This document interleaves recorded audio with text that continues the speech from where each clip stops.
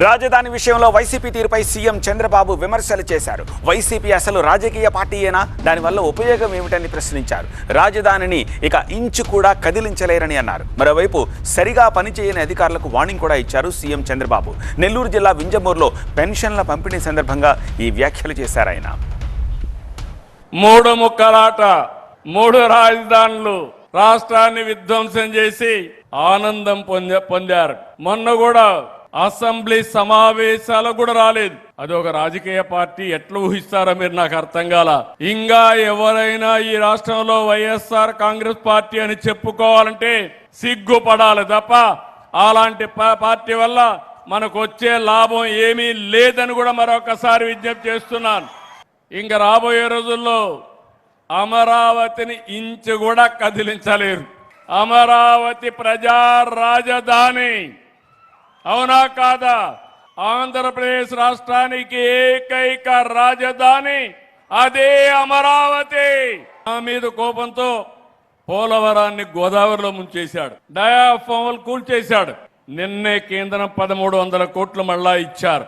రేపు గోదావరి పుష్కరాల కంటే ముందు పోలవరం ప్రాజెక్ట్ ని జాతికి అంకితం చేసే బాధ్యత ఈ ప్రభుత్వం తీసుకుంటుంది. 5 సంవత్సరాలు అరాచక పాలన, విధ్వంస పాలన. నేను 4వసారి ముఖ్యమంత్రి, 15 సంవత్సరాలు ప్రతిపక్ష నాయకుడిని. నా జీవితంలో ఇలాంటి పార్టీని, ఇలాంటి వ్యక్తిని చూడలేదంటే అతిశయోక్తి కాదని మరొకసారి మీకు విజ్ఞప్తి చేస్తున్నా. మొత్తం రాష్ట్రం అంతా విధ్వంసం అయింది. బటన్ నొక్కే కార్యక్రమం అనేవాడు, ఒట్టొట్టే బటన్ కూడా అప్పుడప్పుడు నొక్కేవాడు.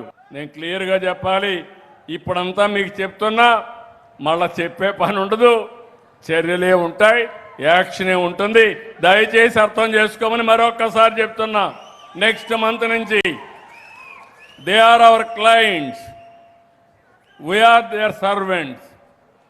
నేను కానీ మీరు కానీ ప్రజలకు సేవకులుగా ఉండాలి తప్ప పెత్తందారులం కాదని మరొకసారి మీ అందరికీ విజ్ఞప్తి చేస్తున్నా. చాలా మంది బంధువులు, అన్నదమ్ముళ్ళు ఓపిక తగ్గిపోయింది, ఆశ మాత్రం పెరిగిపోయింది. బ్రదర్స్ మధ్య కూడా గొడవలు. ఒక తండ్రికి పుట్టిన పిల్లలు ఒక సెంటు అటొస్తే ఇటొస్తే న్యాయం చేసుకోవడానికి మీరు ముందుకు రాకుండా నేరుగా పోలీస్ స్టేషన్ దగ్గరికి వెళ్ళి తగరాదులు పెట్టుకొని, పొలం దగ్గర ప్రారంభమవుతుంది, ఇంటి దగ్గర ఆ కోడి మా ఇంటికి రాకూడదు, మన కోడి ఆ ఇంటికి పోకూడదు, ఆ పక్షి మన ఇంటికి రాకూడదు, మన పక్షి ఆ ఇంటికి పోకూడదు.